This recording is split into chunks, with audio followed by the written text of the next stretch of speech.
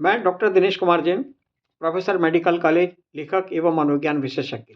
यदि हम समाज का अवलोकन करें, तो हम पाएँगे कि भारत में लड़कियों को बर्बाद करने में उनके अपने माता-पिताओं की सबसे ज़्यादा भूमिका है। माता-पिता द्वारा लड़कियों को या तो गर्भ के अंदर मार दिया जाता है या गर्भ के बाहर मरने के लिए छोड़ दिया जाता है।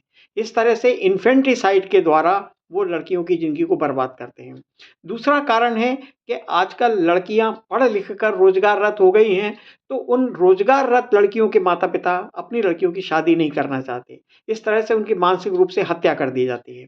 और तीसरा एक दूसरा कारण और है कि अनेक लड़कियों के माता-पिता ऐसे हैं, जो लड़कियों की शादी तो कर देते हैं, लेकिन वे चाहते हैं कि लड़कियाँ अपने ससुराल में ठीक से न रहें, वे ससुराल में विवाद पैदा करें, अपने पति से लड़ें, मायके आ जाएँ, दहेज एक्ट लगा दें, डोमेस्टिक वायलेंस एक्ट लगा दें और फिर मनमाना धन वसूल करें, जिससे इन लड़कियों के जो माता-पिता हैं, इनकी धन की जो इच्छा है, धन की जो लालसा है, उसकी पूर्ति होती रह सके। अब आप देखिए लड़कियों को गर्भ के अंदर और गर्भ के बाहर किस तरीके से मारा गया है। 1901 में हिंदुस्तान में 1000 पुरुषों पर 971 महिलाएँ थीं। 1000 पुरुषों पर 971 महिलाएँ, ये थी सन 1901 में। और 1981 में 1000 पुरुषों पर 929 महिलाएँ रह गईं। 971 से कम होती हुई महिलाएँ 929 रह गईं। इस समय 1901 से लेके 1981 के मध्य भ्रूण हत्या नहीं होती थी। कारण ये था कि गर्भ के अंदर भ्रूण परीक्षण की सुविधाएँ उपस्थित नहीं थी। उस समय पैदा होने के बाद लड़कियों को मार दिया जाता था। लड़कियों के मारने के बहुत तरीके थे, या तो इनको पैदा होने के बाद ज़हर दे दिया जाता था, या जंगल में छोड़ दिया जाता था, या सड़क पे फेंक देते थे, या डस्टबिन में फेंक देते थे, या अनाज के दाने उनके नाक में डाल दिए जाते थे, जिससे रेस्पिरेटरी जो ट्रैक्ट है, उसका ऑब्स्ट्रक्शन हो जाता था और लड़कियाँ मर जाती थीं। और भी अनेक तरीके थे, जिससे वो लड़कियों की हत्या कर दी जाती थी। यही कारण है कि सन 1901 में 1000 पुरुषों पर जहाँ 971 महिलाएँ थीं, 1981 तक आते-आते वो 929 रह गईं मात्र। इसके बाद 1970 में एबॉर्शन को लीगलाइज़ कर दिया गया और 1980 में हिंदुस्तान में अल्ट्रासाउंड की शुरुआत हुई। अल्ट्रासाउंड से ये पता लगाया जा सकता था कि गर्भ के अंदर भ्रूण स्त्री का है या पुरुष का है। तो 1980 के बाद जब अल्ट्रासाउंड द्वारा ये सुविधा प्राप्त हुई, गर्भ के अंदर पता लगाने की कि लड़का है या लड़की, तो वहाँ यहाँ पर फिर एबॉर्शन अब अनाप-शनाप बेतहाशा बहुत बड़ी संख्या में हिंदुस्तान में लड़की होने पर एबॉर्शन किया गया। 1981 के बाद जब अधिकांश मात्रा में एबॉर्शन किया गया, लड़कियों को गर्भ के अंदर मारा गया क्योंकि एबॉर्शन 1970 से लीगलाइज़ हो चुका था। इस कारण 1995 तक आते-आते 1000 पुरुषों पर केवल 855 महिलाएँ रह गईं। लड़कियों का अनुपात बहुत ज़्यादा मात्रा में कम हो गया। कारण क्या हुआ? 1980 से लेकर के 1994 के बाद लड़कियों की बहुत बड़ी संख्या में गर्भ के अंदर उनको एबॉर्ट कराया गया, उनको मार डाला गया। उसके बाद 1995 में सरकार ने भ्रूण परीक्षण पर प्रतिबंध लगा दिया। प्रतिबंध लगाने के बाद सन 2001 तक आते-आते महिलाओं का अनुपात थोड़ा बढ़ा और 1000 पुरुषों पर 933 महिलाएँ हुईं और सन 2023 में 1000 पुरुषों पर 1020 महिलाएँ हुईं। मतलब ये हुआ कि महिलाओं की संख्या ये नियम कानून आने के बाद लगातार महिलाओं की संख्या बढ़ती गई। 1980 और 81 में जो 1000 पुरुषों पर 929 महिलाएँ थीं, 1995 में 1000 पुरुषों पर केवल 855 महिलाएँ थीं, तो 2023 तक आते-आते 1000 पुरुषों पर 1020 महिलाएँ हुईं। इस नियम सरकार के नियम बनाए जाने के कारण, भ्रूण परीक्षण पर प्रतिबंध लगाए जाने के कारण क्या हुआ कि लड़कियों की संख्या बढ़ती गई। अब यहाँ लड़कियों के माता-पिता अपनी लड़कियों को गर्भ में नहीं मार सकते थे। अब लड़कियों के माता-पिता ने एक दूसरा तरीका निकाल लिया।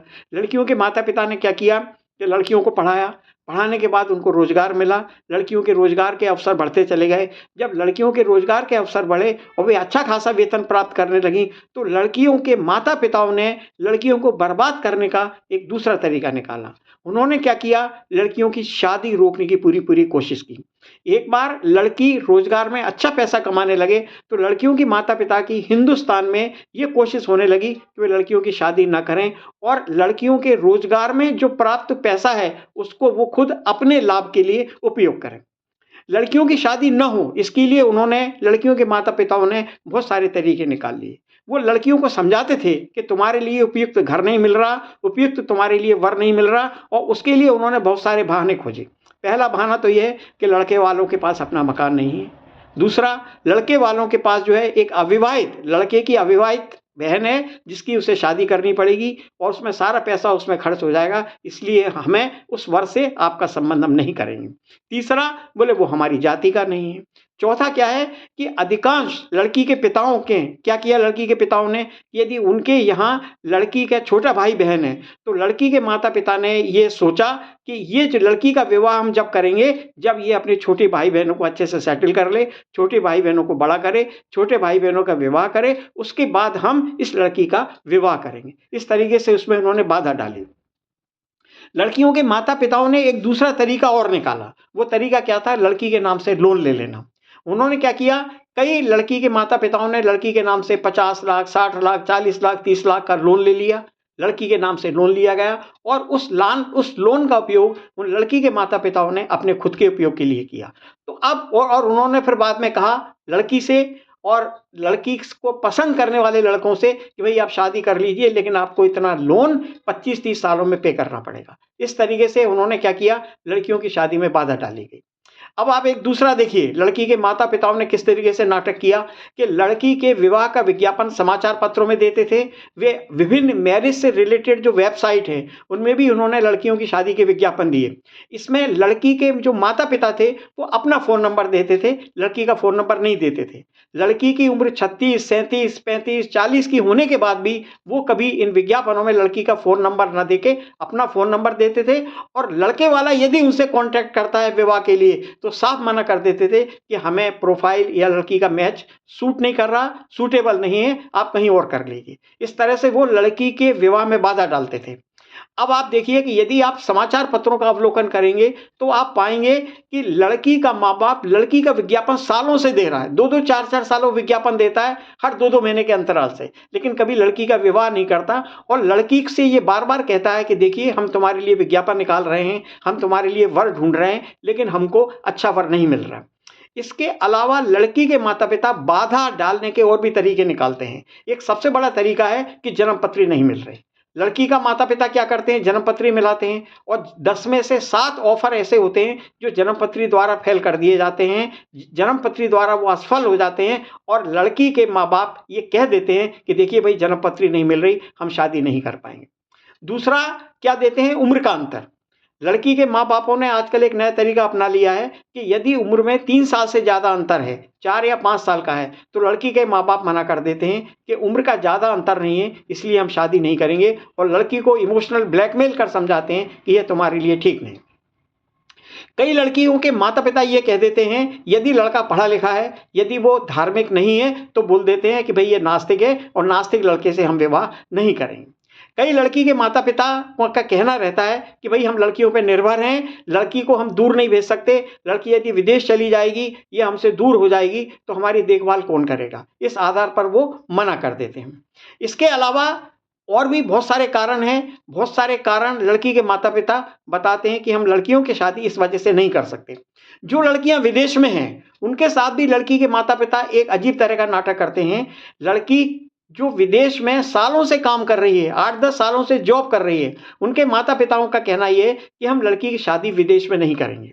लेकिन विदेश में नौकरी करने के लिए 8-8, 10-10 साल तक लड़कियों के माता पिता लड़की को विदेश में भेज देते हैं। इसके पीछे कारण क्या है कि जब लड़कियां विदेश में पैसा कमाती हैं वो भारत में आकर बहुत ज़्यादा हो जाता है, तो वो चाहते हैं कि लड़की विदेश में पैसा कमाए, हमको पैसा भेजती रहे और उस पैसों को हम अपने नाम से ज़मीन खरीदने में या सोना खरीदने में इन्वेस्ट हम करते रहें, और लड़कियों को वो बेवकूफ़ बनाते हैं कि भाई आपके लिए उचित वर नहीं मिल रहा है।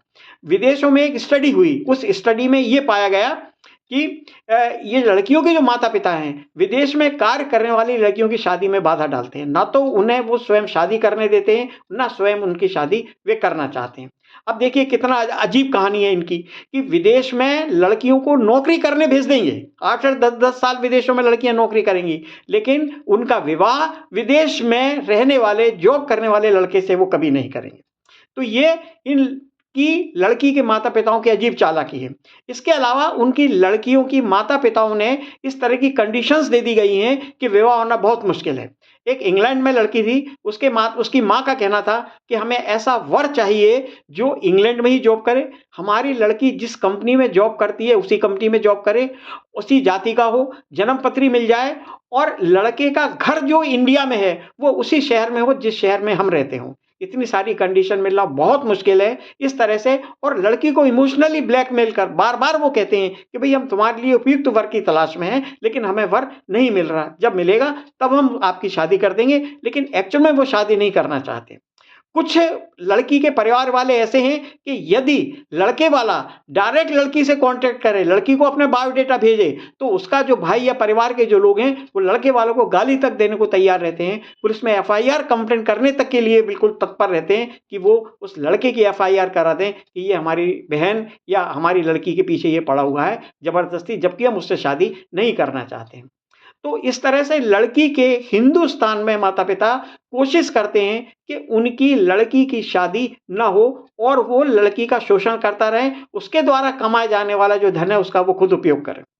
इसके अलावा लड़कियों के माता-पिताओं ने एक तीसरा तरीका और निकाल लिया है धन कमाने का कि लड़कियों के माता-पिता चाहते हैं कि लड़कियों की जहाँ शादी उन्होंने कर दी है, उनके ससुराल में लड़की असंतुष्ट रहे। जानबूझकर लड़की को प्रोत्साहित करते हैं कि वे ससुराल में जाकर कलह पैदा करें, पति से लड़ें, सास-ससुर से लड़ें और असंतुष्ट होकर वापस मायके लौट आएँ और फिर ये दहेज एक्ट लगा दें, डोमेस्टिक वायलेंस एक्ट लगा दें और कंप्रोमाइज़ में अनाप-शनाप पैसा ले लें, मेंटेनेंस में धन प्राप्त करें और खुद उस पैसे का उपयोग करें। अपने उस पैसे का उपयोग कर अपनी जो भी सुख सुविधाएँ हैं, उसका भरपूर उपयोग कर लड़कियों का शोषण करें। तो इस तरह से हिंदुस्तान में लड़कियों के माता-पिता 3-4 तरीके से शोषण करते हैं। एक तो ये कि गर्भ के अंदर मार देते हैं। आज भी जबकि गवर्नमेंट के प्रावधान है कि गर्भ के अंदर भ्रूण परीक्षण प्रतिबंधित है, उसके बाद भी इल्लीगल तरीके से आपको ऐसी घटनाएँ देखने को मिल जाएँगी कि भ्रूण परीक्षण करवा लेते हैं, एबॉर्ट करवा लेते हैं।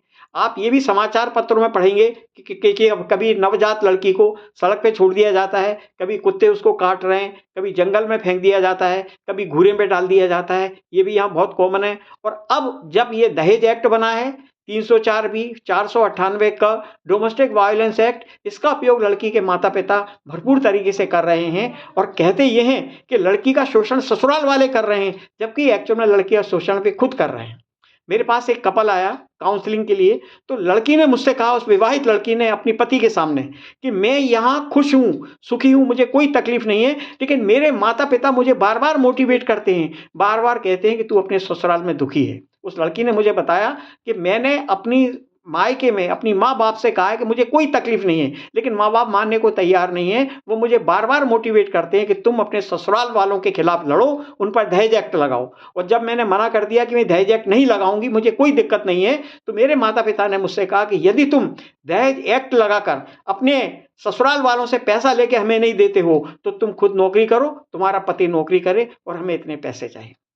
तो इस तरह से हिंदुस्तानी माता-पिता अपनी लड़की को बर्बाद करते हैं, उसका जीवन जोखिम में डालते हैं, उसकी एक तरीके से मानसिक हत्या कर दी जाती है, उसका परिवार नष्ट कर दिया जाता है। तो या तो उसको गर्भ में मार देते हैं, गर्भ के अंदर मार देते हैं, गर्भ के बाहर मार देते हैं, शादी नहीं करते, उसको 40-40, 45-45 साल होने के बाद भी वो चाहते हैं कि उनकी लड़की की शादी ना हो और यदि लड़की की शादी हो जाती है तो उनकी कोशिश रहती है कि लड़की ससुराल वालों के खिलाफ दहेज एक्ट लगा दे और डोमेस्टिक वायलेंस एक्ट लगा दे या मेंटेनेंस ले और उस पैसे का हम भरपूर उपयोग कर सकें।